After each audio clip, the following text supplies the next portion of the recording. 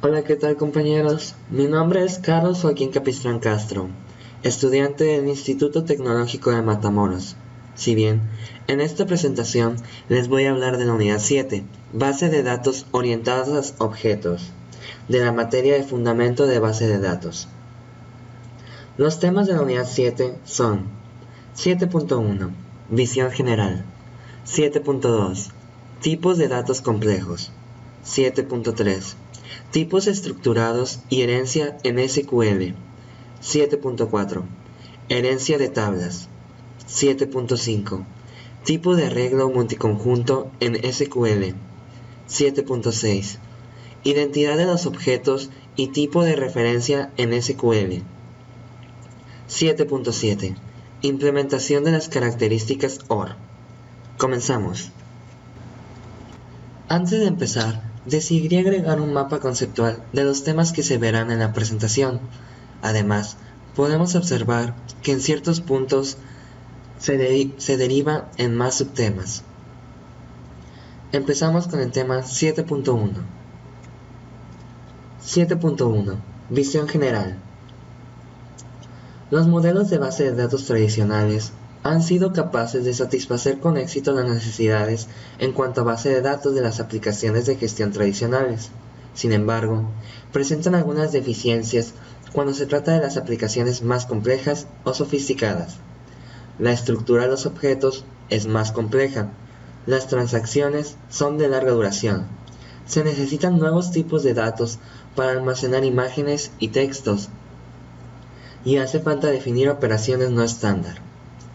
La orientación a objetos ofrece la flexibilidad para manejar algunos de sus requisitos, y no está limitada por los tipos de datos y los lenguajes de consulta de los sistemas de base de datos tradicionales.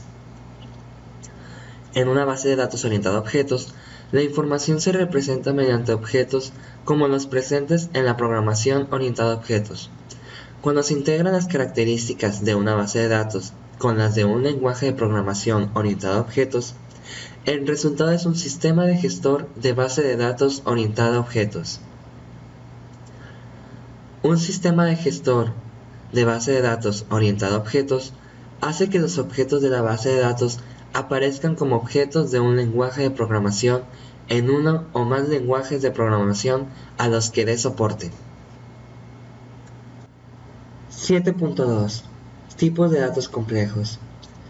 Las aplicaciones de base de datos tradicionales consisten en tareas de procedimientos de datos, tales como la banca y la gestión de nóminas.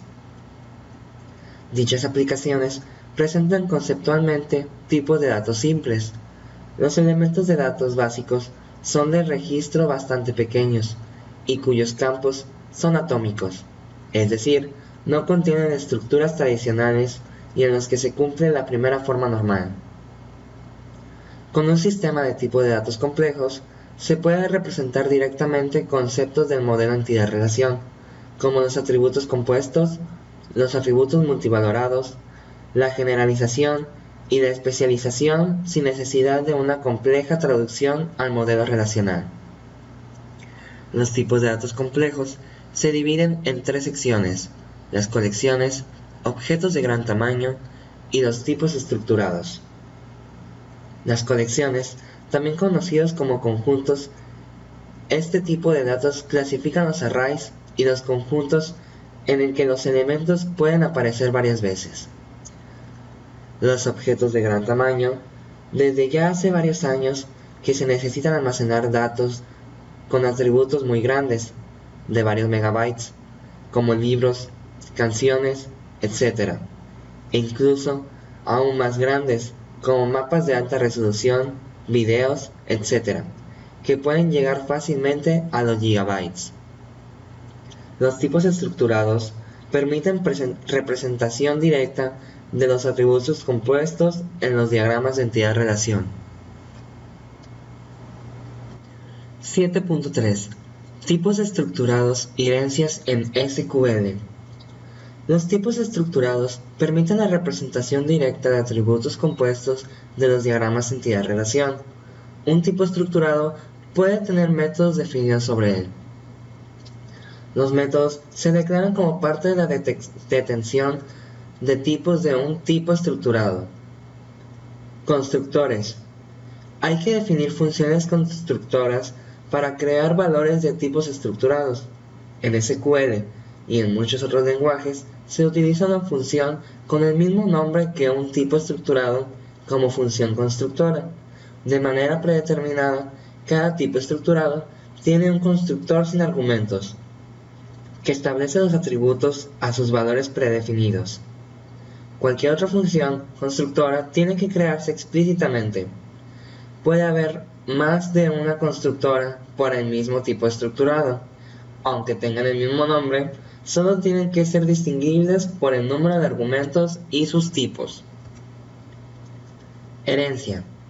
La herencia puede hallarse en el nivel de los tipos o en el nivel de las tablas. En primer lugar, se considerará la herencia de los tipos y después el nivel de las tablas. Herencia de tipos. Los tipos derivados heredan los atributos de superclase. Los métodos también se heredan por sus subtipos, al igual que los atributos.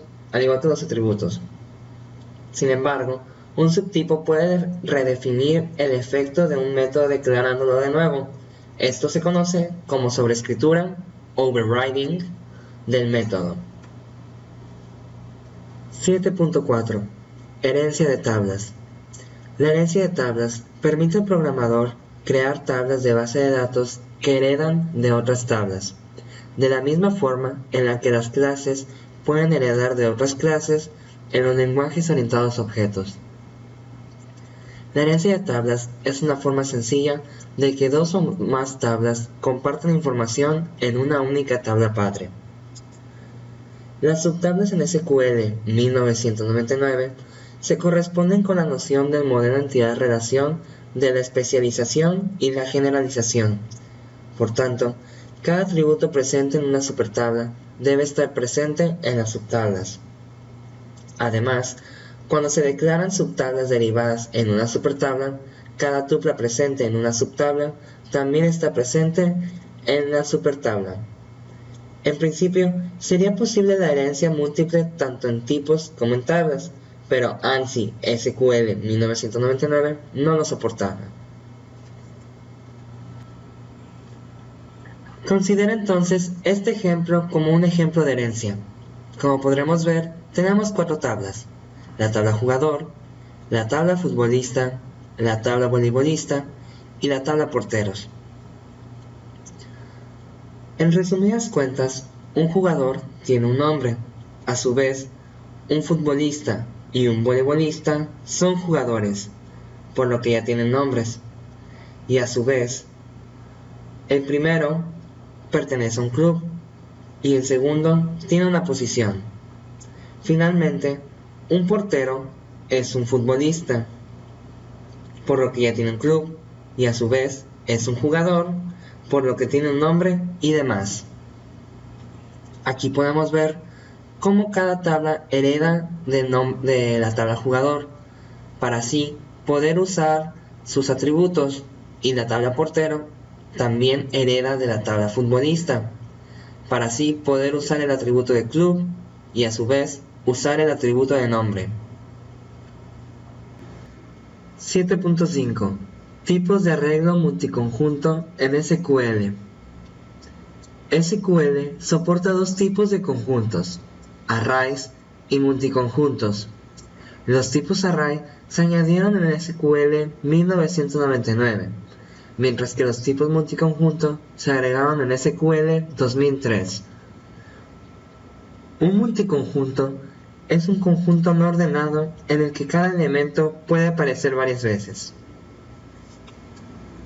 En este ejemplo, supóngase que se desea registrar información sobre libros, incluido el conjunto de palabras clave para cada libro. Supóngase también que se desea almacenar el nombre de los autores del libro de la forma array. A diferencia de los elementos de los multiconjuntos, los elementos del array están ordenados, de modo que se puede distinguir el primer autor del segundo autor, etc. El ejemplo siguiente ilustra la manera en la que se puede definir en SQL estos atributos como arrays y multiconjuntos. 7.6. Identidad de los objetos y tipo de referencia en SQL. La identidad de los objetos es un concepto de identidad más potente que el que suele hallarse en los lenguajes de programación o en los modelos de datos que no se basan en la programación orientada a objetos. Como podremos ver, existen tres ejemplos de identidad, que son el valor, nombre e incorporada.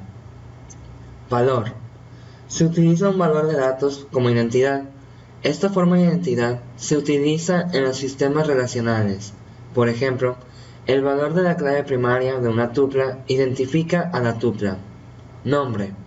Se utiliza como identidad un nombre proporcionado por el usuario. Esta forma de identidad suele utilizarse para los archivos en los sistemas de archivos. Cada archivo recibe un nombre que lo identifica de manera unívoca, independientemente de su contenido. Incorporada. Se incluye el concepto de identidad en el modelo de datos o en el lenguaje de programación, y no hace falta que el usuario proporcione ningún identificador. Esta forma de identidad se utiliza en los sistemas orientados a objetos. Cada objeto recibe del sistema de manera automática un identificador en el momento en el que se crea. 7.7. Implementación de las características OR. Los sistemas de base de datos relacionales orientados a objetos son básicamente extensiones de los sistemas de base de datos relacionales ya existentes. Las modificaciones resultan claramente necesarias en muchos niveles del sistema de base de datos. Las interfaces de programas de aplicación, como conectividad abierta de base de datos y conectividad de base de datos de Java, se han extendido para recuperar y almacenar tipos estructurados. Por ejemplo, JDBC ofrece el método getObject, que devuelve un objeto JavaStructure a partir del cual se puede extraer los componentes de tipo estructurado. También es posible asociar clases de Java con tipos estructurados de SQL y JDSB. Puede realizar conversiones entre los tipos. Las bases de datos orientadas a objetos unen dos tecnologías, la de las bases de datos y la de los lenguajes orientados a objetos. Los LPOO aportan gran capacidad a la manipulación de datos, pero no implementan el almacenamiento y consulta de grandes volúmenes de datos. Por el contrario, las bases de datos convencionales aportan un dominio de las técnicas de almacenamiento y consulta de grandes volúmenes de datos, aunque su capacidad de manipulación es limitada. Las bases de datos orientadas a objetos pretenden unir la capacidad de manipulación de los datos de los LPOO con la capacidad de almacenamiento y consulta de los sistemas gestores de base de datos, como lo son crear objetos, crear clases para organizar objetos, llamar métodos para acceder a objetos específicos, estructuras jerárquicas de la herencia para organizar clases y subclases. Al igual, pretende unir las facilidades de base de datos estándar, como lo son facilidades de queries no procedimentales para recuperar objetos, procesamientos y optimización de queries automáticos, cambios de esquemas dinámicos, manejo de transacciones automáticas y el control de la concurrencia. En conclusión, la base de datos orientada a objetos es una adaptación del paradigma de programación orientada a objetos. Se basa en el concepto de encapsular los datos en un objeto y el código que opera sobre ellos. Trabaja de manera parecida con las clases, las subclases y superclases basadas en una extensión del concepto del modelo entidad-relación. Eso sería todo por mi parte. Muchas gracias por su atención.